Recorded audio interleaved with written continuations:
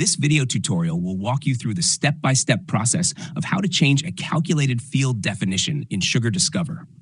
In this scenario, our sales manager is considering raising the threshold for idle opportunities, extending it to 45 days in the prospecting stage and 90 days in the identify decision makers stage.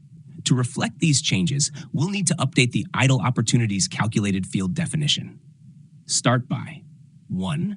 Navigating to the Datasets section by clicking the Datasets icon on the navigation bar. 2. Clicking the arrow next to the Opportunities dataset and selecting Field Configuration. 3. Using the Search Fields bar to locate the field you want to edit, then clicking the arrow icon to the right of the field row. 4. Selecting Edit Calculated Field from the dropdown. 5. Making the necessary changes in the field definition area to reflect the scenario described at the beginning of this video, then clicking Apply. 6. Clicking Save Changes and Exit to save your updates. The field now uses the updated definition.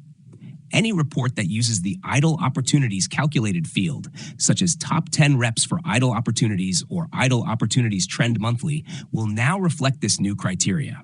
I hope you now have a clear understanding of how easy it is to change a calculated field definition in Sugar Discover. Thanks for watching.